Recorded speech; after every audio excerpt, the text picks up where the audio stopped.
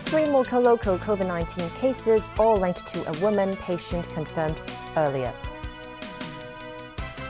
The financial chief vows to defend the city's linked exchange rate system with the assistance of the Chinese central bank. And curfews in major U.S. cities after widespread unrest triggered by the death of a black man in police custody.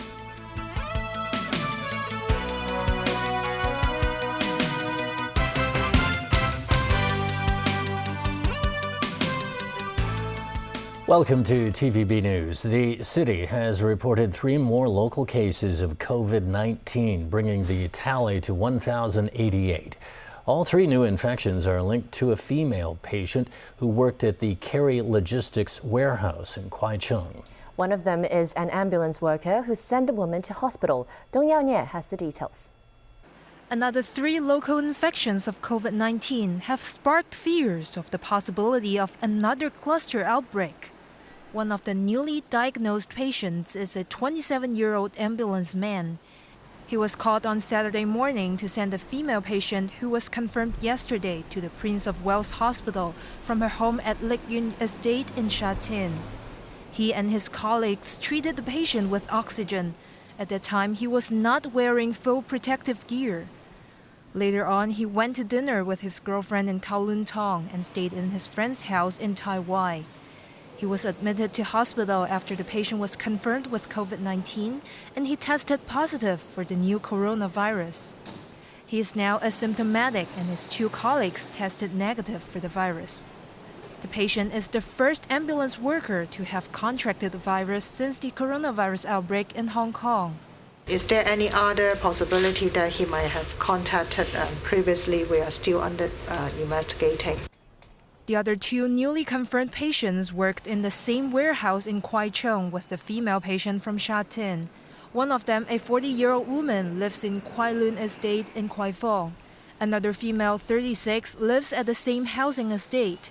They both developed symptoms at the end of April, and their test for the virus returned weak negative results earlier. Both of them visited private doctors after developing symptoms and usually go to Kwai Shing East Market to buy groceries. The cases have raised concerns about the warehouse of Kerry Logistics being a possible breeding ground for the virus, but the authorities have ruled this out. We also took samples from the packaging last night, from the food packaging, and we have not found any positive result at the moment. Meanwhile, sanitization work continued at Lake Yun Estate, where the couple confirmed yesterday live. Residents have been given containers to collect saliva for tests. Dong Yaonye, TVB News. Financial Secretary Paul Chan says there's been no major capital flight since U.S. President Donald Trump said last week his administration will take action to revoke Hong Kong's special trade status. Chan also vowed to defend the city's long-standing U.S. dollar peg with the support of the People's Bank of China. Haley Zhou has more. For the national security law, the U.S. has said that there will be sanctions. So can you tell us, are there any plans to impose a tax on U.S. imported goods? Now, if we have a bank run on HSBC, will it have an impact on our financial stability? Lawmakers are concerned about the impact of the U.S. president's announcement that his administration will begin the process of revoking preferential treatment for Hong Kong. But the financial secretary is not. We will not impose foreign exchange control. There will be free exchange of Hong Kong dollars and free flow of capital. And he vowed to maintain the linked exchange rate system between the local currency and the U.S. dollar. We do not need the agreement of the U.S. to have the linked exchange rate. We are very confident that we will be able to defend our linked exchange rate.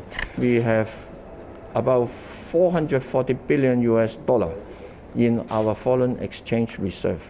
So we have every determination to defend it. Chen also shrugged off concerns over the economic impact of the planned U.S. sanctions. He's sticking to his latest growth forecast of -4% to -7% for 2020. Goods manufactured in Hong Kong exporting to the U.S. last year was only in the order of about 3.7 billion Hong Kong dollars, so very small. It only accounts for 0.1% of our total export. We do not need to overreact to such possibilities. Chen stressed so far there has been no major capital flight or business exodus. From social stability standpoint, overall the sentiment has been positive, but equally they are concerned about the implementation details. Haley Zhou, TVB News. 5 universities in Hong Kong issued a joint statement pledging full support to the one country, two systems principle. They express understanding over the necessity for national security legislation, while vowing to protect academic freedoms and institutional autonomy. They stress prosperity and stability in the SAR and on the mainland are very important to the future of young people here. Meanwhile, a pro-establishment alliance said it has collected more than 2.92 million signatures in support of the national security legislation. They said this reflects the public's strong support for the legislation. In the United States, a wave of outrage and destruction continues to sweep across a politically and racially divided nation. What started as peaceful protests over the death of a black man in police custody has exploded into widespread violence, police standoffs, and looting in dozens of U.S. cities. Tens of thousands of protesters took to the streets again on Sunday.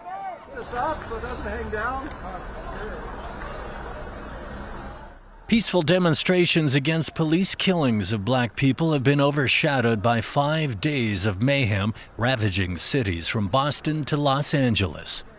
And in Minneapolis, where it began, another shocking incident. Video showed a semi-trailer truck on a freeway driving towards protesters. Officials say no protesters were hit. The truck was quickly surrounded as it came to a stop, and the driver was pulled out and beaten. Police say the driver was taken to hospital with non-life-threatening injuries and has since been arrested. A horrifying image on our television, a semi-truck illegally entering the closed freeways, appears to be with a flammable or toxic substance driving nearly full force into a crowd of thousands of peaceful protesters. The death of 46-year-old George Floyd has touched off outrage in a country struggling to reemerge from a pandemic lockdown that threw millions out of work. And once again, authorities are pleading for patience. And so I just want to let the public know that we are pursuing justice, we are pursuing truth, we're doing it vigorously, and we are pursuing accountability. But I will be asking for your trust. National Guard troops were deployed in 15 U.S. states as well as the nation's capital. On Friday night, the U.S. president spent nearly an hour in the White House bunker after Secret Service agents rushed him there as a precaution. In Atlanta, 2 police officers have been fired and 3 others placed on desk duty over excessive use of force against 2 university students. The use of excessive force is never acceptable. Atlanta Mayor Keisha Lance Bottoms said the decision was made after reviewing body camera footage of the incident. Both students were released without charges. Meanwhile, President Donald Trump has tweeted that the U.S. will be designating Antifa as a terrorist organization. Antifa, which is short for anti-fascists, is an umbrella term for far-left-leaning militant groups that resist neo-Nazis and white supremacists at demonstrations. Trump has alleged they and other radicals are leading violence across the nation in the wake of the death of George Floyd. Amid a week of unrest across America, federal law enforcement officials are seeking to determine whether extremist groups have infiltrated protests. Officials suspect groups have deliberately tipped largely peaceful demonstrations towards violence while a disinformation campaign spreads on social media. Police in Brazil were forced to keep pro- and anti-government demonstrators apart during various rallies throughout the country. Scuffles erupted between rival groups in Rio de Janeiro along the seafront at Copacabana Beach. Many protesters chanted democracy as they marched. Demonstrations in Sao Paulo became violent as opponents of President Jair Bolsonaro protested against fascism. Police used tear gas to push back stone-hurling youths. Meanwhile, Bolsonaro did a flyover of the presidential palace before meeting supporters in Brasilia on horseback. He later shook hands without a face mask, despite it being mandatory in the capital amid the coronavirus outbreak. Brazil has more than 515,000 infections, second only to the US, and 29,000 deaths, the fourth highest tally globally. Japan is considering reopening its borders to certain travelers. The government is reportedly contemplating allowing business travelers from Thailand, Vietnam, Australia, and New Zealand to enter if they test negative for COVID-19 in 2 separate tests. Since February, Japan has banned entry by foreigners to limit the spread of the virus. Meanwhile, one of Japan's most popular tourist sites and the country's tallest tower, Tokyo Skytree, reopened today after a 3-month closure. This comes as schools, cinemas, sports clubs, and department stores reopened in the capital. Also in Asia, millions returned to work in the Philippine capital today as one of the world's strictest lockdowns was eased to help the economy. Public transport in Manila was operating on a limited scale, forcing commuters to wait for hours to get a ride. European governments are taking differing approaches to their coronavirus measures. The UK is easing restrictions while Spain is seeking to extend its lockdown. Peter Cavillos has details. The UK government is defending its decision to ease lockdown restrictions further, but advised people to follow social distancing guidelines. This is a really, really critical time. So where we are seeing that government is easing measures, the public really, really need to stick to those messages. And it is not just about what it is possible to do, it's about what it is sensible to do. And what is sensible to do is have as few interactions as possible as you can with other people in all settings. Starting Monday, people in England will be able to meet in groups of up to 6, as long as they adhere to social distancing guidelines.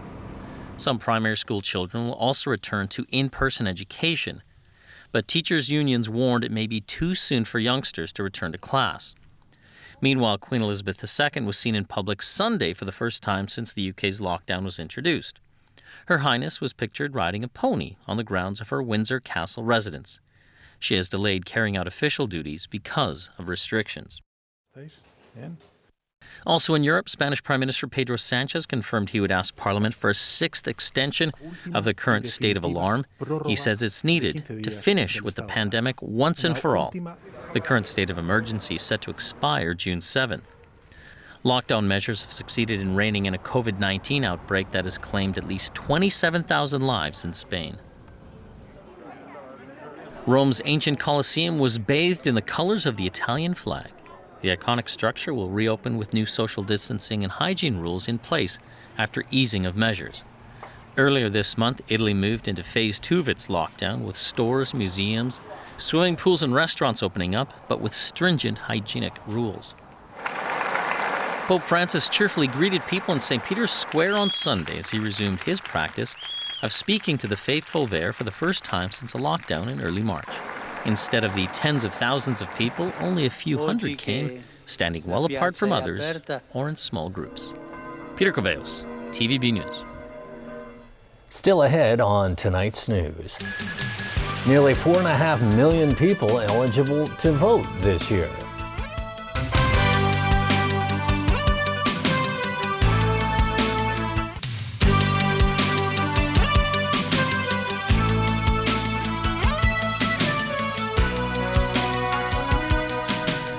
Welcome back to TVB News. Nearly 4.5 million people are eligible to vote this year, with over 400,000 newly registered electors. Both are record highs. Jacqueline has more on how this might change the dynamics in the upcoming elections.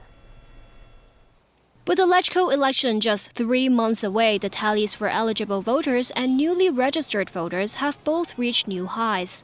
According to the Registration and Electoral Office, the total number of electors has risen more than 17% compared with the figure 4 years ago. Those aged between 36 and 60 contributed most to the spike, surging 8.6%. The group also has the largest slice of the electorate pie, while younger voters take up 1/3 of the demographics, down from nearly half last year. For the functional constituencies, about 4.2 million people have registered in the Super District Council and some 250,000 in the traditional ones. Among the 28 sectors, the biggest leap in voter numbers is seen in catering, closely followed by sports, performing arts, culture, and publication industry. But voter numbers have contracted in areas with less intense competition, like the education and commercial sectors. Academics say these are promising signs pointing to higher turnouts in the polls this year. It can be from the pro-establishment, or it could be from the pro-Democrat. What it really matters is that if you have more people who come to cast the vote, and in that they're going to make a difference. And perhaps point a path the city could take amid these divisive times. Jackie Lin, TVB News. The Secretary for Labour and Welfare has denied any political favoritism behind the appointment of Ho Kai-ming as his Under-Secretary. Lo Chi-kwang said today that he was the one who chose Ho, a former LegCo member, from the Federation of Trade Unions. He said Ho's lengthy experience in the labor union and work at district level will be helpful for his new job. Ho has vowed to follow up on Hong Kong's high unemployment issue, including discussions on unemployment subsidies. Health experts are reminding parents to be cautious of the flu, an affliction more prevalent than COVID-19 among young children. Officials are recommending mists over traditional needle jabs as the preferred prevention method. Kaina Chu tells us why. As the coronavirus pandemic continues to roil the globe, schools are trying to minimize airborne droplets on campuses. This includes rivers of tears or spit and snot propelled from the anxious wails of a needle-phobic child ahead of an influenza vaccination. And flu mists could be the solution. If you are between the age of 2 to 49, there's no difference between the efficacy of the two types of vaccine. With effectiveness being a constant, the needleless option is an easy choice which stimulates antigen production through a nasal spray. The process takes less than a minute and eliminates the need for additional resources, such as manpower, to administer the vaccine. Despite the many benefits, nasal flu shots are not recommended for children with severe asthma, as their condition may exacerbate as a result. Those above the age of 50 are also advised to stick with conventional jabs. The antigen by the lymphatics and also the activation of these immune cells is better with the intramuscular route. Kaina Chu, TVB News. The Inland Revenue Department is sending out about 2.8 million tax returns. Taxpayers should file their returns by July 2nd. The deadline for electronic payments will automatically be extended 1 month. Meanwhile, this year's budget included a waiver of salaries tax and profits tax, with a ceiling at $20,000 per case. But taxpayers are reminded to file their returns as usual. That's the news. Thanks for watching. Good night.